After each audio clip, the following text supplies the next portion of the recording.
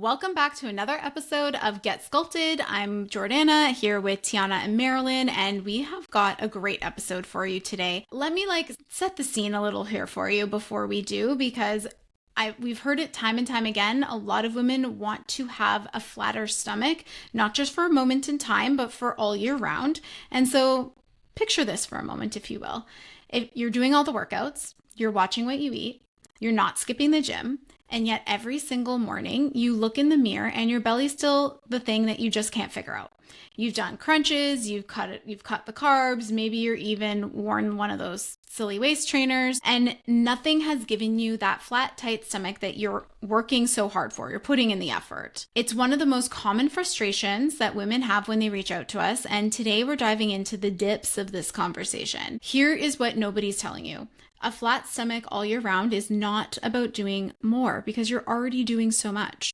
It's about understanding what's going on beneath the surface of that and addressing the right things in the right order.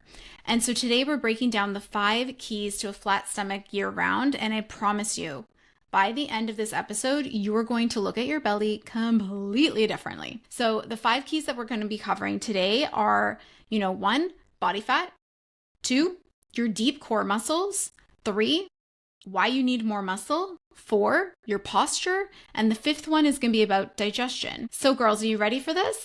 Yes. I love this one. Yes, let's talk about it. Yes. Okay. So the first one we're diving into is body fat, because the truth of the matter is, in order to have that flat stomach that you're looking for, that you picture in your mind on your body, you cannot spot reduce. You can't just isolate reducing fat from your belly alone. And I think that needs to be said clearly first and foremost, because that does seem to still be a little pervasive around, that people are like, can't I just get rid of my belly fat? And it's like, fat doesn't come off that way. Yeah. Yeah. And fat distribution is different based on your genetics. Yeah. And hormones. Hormones, as they shift, that changes. Yeah. I know we'll talk about that. Exactly. And so a flat stomach is a body fat conversation before it's even about an abs conversation. You need to know that in order to start that phase, you have to be in a fat loss phase, you need to be looking at your protein, progressive overload training, and a sustainable deficit that's going to allow you to be in it long enough to be effective and to reduce your body fat. And the layer on top of that, which is perimenopause, which a lot of you might be going through right now, is that the way that belly fat is accumulated on the body changes a little bit as you're going through perimenopause, because as estrogen decreases, body fat starts to move away from the thighs and the bum and into the belly area. And that's why most women are like, hey, this changed, it feels like overnight. And so the game kind of changes in that respect. But this isn't about being perfect. The whole thing. It's about being consistent with the right inputs over an adequate amount of time in order to bring the body fat percentage down so that we know what we're working with next. Mm-hmm. So that's the first piece about body fat that has to be said. Girls, would you add anything before we move on to the next one? Let me just say, this is, I think, what you need to hear, that a lot of women have more body fat to lose than they think to get as lean as they want. Yeah. And it's not a morally good or bad thing. It's just, I've seen so many women who are like, I don't really care about the weight. I think I just want to get a flat stomach. And I'm like, someone I was just talking to in the DM was like, I don't really think I want to get lean. And she actually sent me a picture and I'm like, okay, so yeah, that's what you do want to achieve, because you're telling me you want to lose 5 inches off your waist. Right. That's how it works. You got to get leaner, and you might need to lose more weight than you think, because if your fat tends to deposit around your midsection, again, we can't make it magically come off only there. So you got to get lean enough everywhere so that you're getting that lean midsection. And this is why this is the first step. That's right. You have to it's the main step. First. It's the main step. Yep. So Mare, why don't you take us into what the second step would be? Okay. All right. So key number 2, we're going to talk about deep core muscles. Okay. So again, a little bit of science we want you to understand. There are essentially 2 layers to your core. Okay. There's the layer that you can see on the surface. These are your surface muscles. Or, when you see someone with a defined 6-pack, that's what we're talking about. Then there are your deep core muscles underneath, okay? And these are the muscles that are doing the actual work to stabilize your spine and your pelvis, all right? Like you said, Jordan, most women have spent years doing crunches. They do I want a 6-pack, I want a lean stomach, I'm going to do more and more crunches. So you've spent years training this outer layer without doing anything to develop the deep core muscles. Mm-hmm. And then, this is also where you hear women becoming so frustrated because they're like, well, I'm doing all these things and my midsection is still so soft, right? Or like I have my belly. And one thing that a lot of women don't realize, which I know we're going to get into a little bit more, but is where there's like backache, right? Like where their back hurts. So this is why we tell all of our, because I have had some clients who, you know, you program something and then they're like, oh, can I have like a core workout to add to this? It's not working enough core. And I say to them, like, you know, just doing a million crunches, it's kind of a waste of time, because also we want to make your workouts as effective as possible. So why am I adding 30 minutes of core after every workout you're doing? Anyway, but more than that, it's not going to get you the change that you want, because crunches are going to train your surface muscles to flex, but they're not reaching or teaching those deep muscles to brace and support. T, what were you going to say? I was going to say that's also a good distinction, because sometimes you want to clarify why people want it, because there's a difference between an ab workout and a core workout. Because if someone's like, I want to melt, and oh, this is still out there. When people are like, I'm going to do this ab blasting circuit. What are you talking about? It's not blasting anything. Like you need to work your abdominal muscles because they help with your posture and stabilizing your trunk. But people are doing it because they want to, if you're have that belly fat, and like, well, it's not in quotations, it is belly fat, but if you have it, then you're trying to get rid of it. It doesn't get rid of it with crunches. But what we're trying to say here is like deep core versus abs is two different things. Sorry, to interject. Right. No, that's important. So on that note, right, we want to think about like what exercises are effective for those deep core functional, right? Dead bugs, a really great one. And it's so funny because I was guilty of let me download every crunch workout variation. Like, I totally did. I would see those flashy, like, melt belly fat, do this ab routine. We've all been there. But what's interesting is when I do have lower back issues. One of the things that my physio, my doctor, we started exploring was my pelvic floor and basically my deep core, right? So things like dead bugs, diaphragmatic breathing, learning how to brace properly. The reason I'm telling you this is because I was really bad at all those things. I remember like doing those and my physio being like, okay, like that's not what that's supposed to look like or feel like. That was the problem. I had spent so much time just trying to like get a six pack that I completely ignored those deep core muscles. And that's why those exercises, they will teach you how to stabilize your core under load. And that's the skill that translates into everything you do in the gym. Okay. Yeah.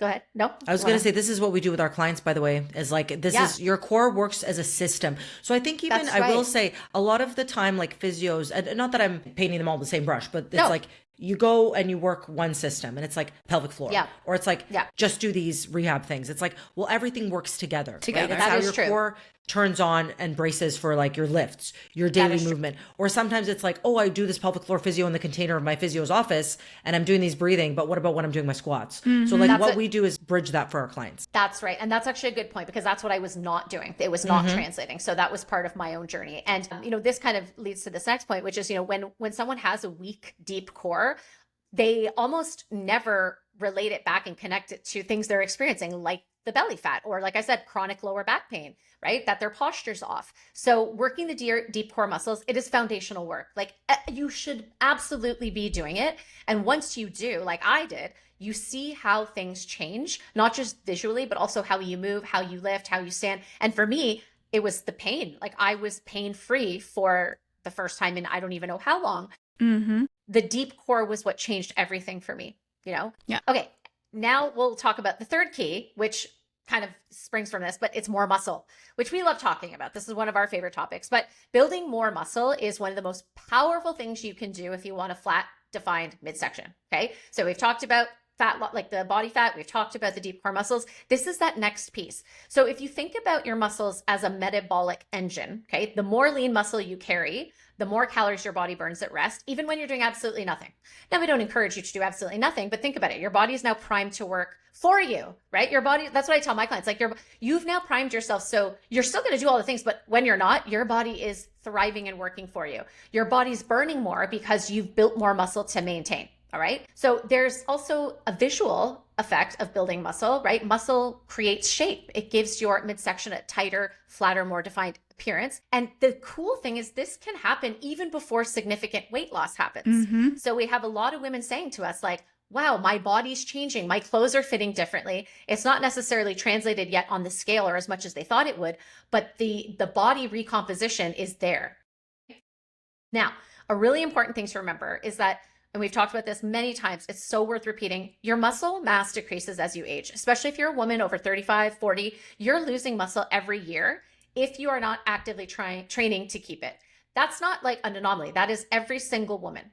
So if you've been doing the same fitness classes or the same workouts with the same weights and you're not lifting heavy and you have no strategic progressive plan for your training, then you are losing muscle. You're not building it, okay? Exactly. And guess what that leads to?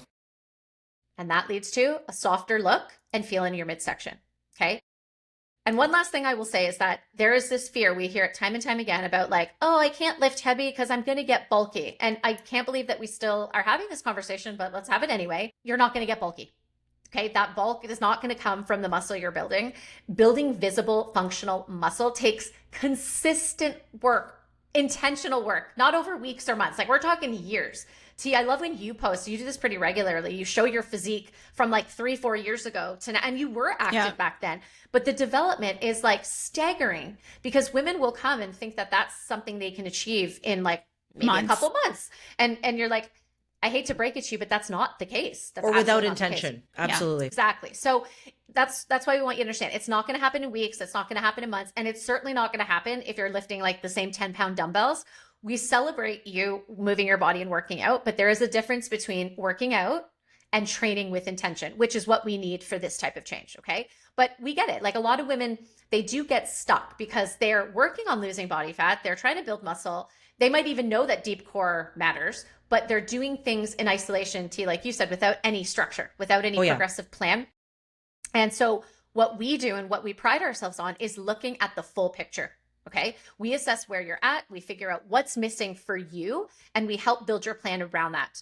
So if you want us to look at your situation specifically and help you figure out what's holding your midsection back, you can apply at getsculpted.ca/contact. And we are happy to chat that through with you. So T, let's get into key number 4, which is posture. Yes. So this is a good one because this also ties into that core stuff. Basically, your posture is the way that you're standing, but it also is factored in by like where your muscle imbalances and weaknesses could be. Right. If you have a weak core, that could exacerbate it. And it's also like kind of how you're standing day to day, like based on the positioning you're in. So like if you're constantly like working at a desk and you have like typing at a computer, you have those rounded shoulders and like you're not, if you don't use it, you lose it. So you're not working those core muscles. And again, if you're just targeting like doing crunches and you're not breathing correctly, for example, we see this a lot where like you're not actually like targeting the muscles you think you are. And another one that actually relates to posture specifically that I'm thinking of is something I've seen in myself that my husband and I actually were working on together, which is like having a rib flare. And this is this is just one example, right? Like, you know, a lot of people have this, but like just how posture can affect your like aesthetics, but also how you lift. So like when your ribs are flaring, it's because you're not engaging those like over time your abdominal muscles are not engaged and they're not like you're not breathing correctly to like depress your rib cage toward your pelvis. Your ribs at pelvic positioning is not where it should be, basically. Right. So like that's leading to like, you know, when I was doing a glute exercise, like I was in that anterior pelvic tilt where like I wasn't using my core muscles and now my glutes were not the primary mover in that exercise because they were starting off already shortened. So this is just a small example of like why having a strategy is important, number one. And also, like an expert type, because you might be thinking, oh, I'm doing glute kickbacks, I'm doing the hip thrust, but it's like, okay, but let's say you have that rib flare. Let's say you're not engaging your deep core. Let's say you have a weaker deep core. Let's say you have an anterior pelvic tilt.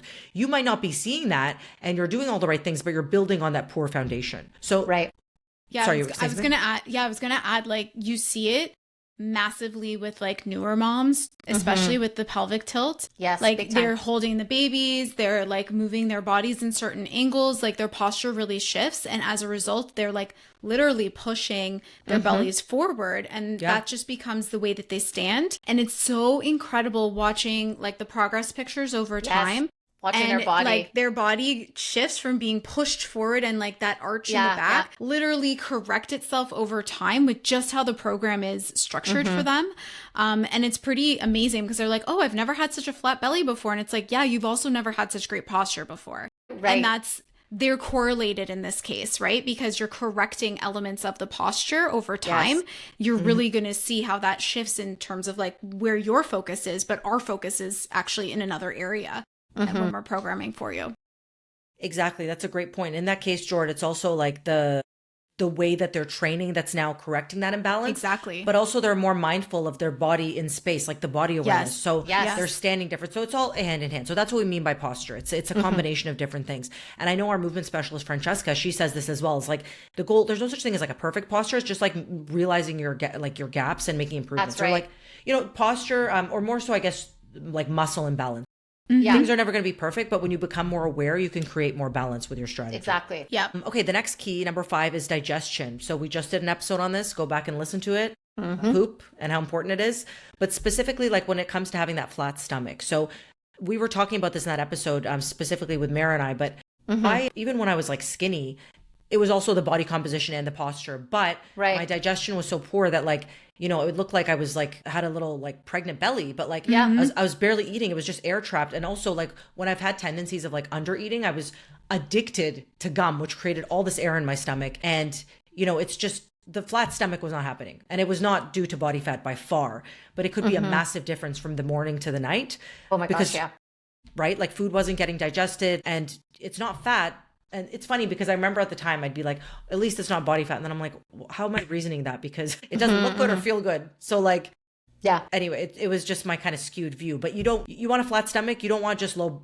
It's not just the low body fat. That's the first piece, but it's also like, are you digesting well? So go back and listen to that episode. But what we'll give you here is like, you want to eat your food slowly. You want to eat mindfully. You really want to give your body the opportunity to make those enzymes while you're chewing. You want to like, just, you know, stick with foods that agree with you. Like avoid processed food. Like we say this all the time, like, you know, 80-20, 90-10 rule. Like most of your food should be single one ingredient foods. Like even, you know, when it comes to like the healthy ones, which we talked about in the last episode, like the protein bars, be mindful of those. Cortisol, like the stress hormone. So this can really impact. It can impact your digestion. It can impact where your fat accumulates. So we just want to clear that up too. Like cortisol isn't going to magically make you gain body fat. That comes from how it impacts your eating pattern and your fat distribution. But like when you manage your body fat and you manage that stress, like it's not like you're doomed because you have higher cortisol.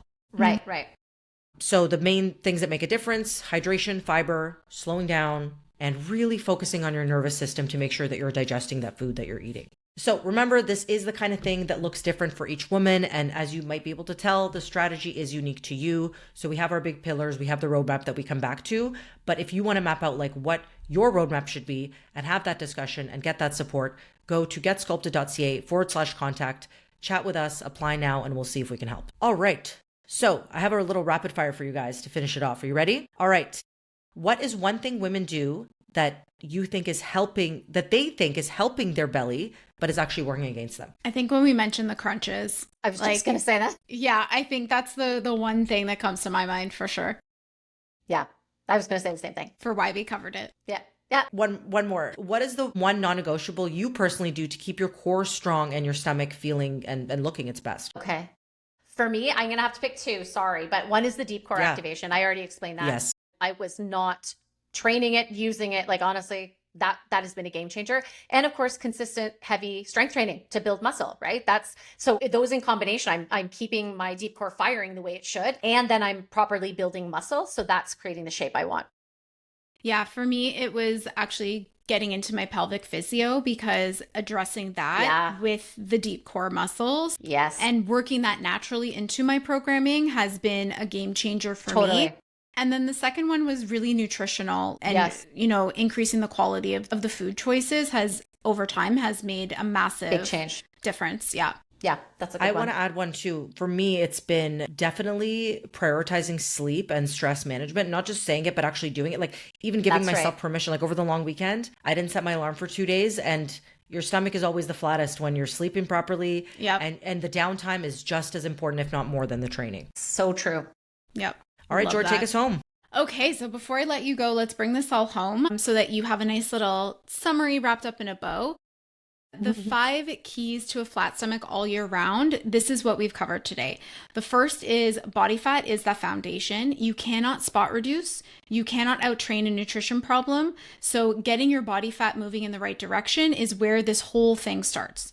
The second is your deep core. This is doing the real work under the surface, and the crunches are just not going to get you there. So the deep functional work is, and really getting in touch with how to activate, how to brace, how to breathe properly is going to be a good second step.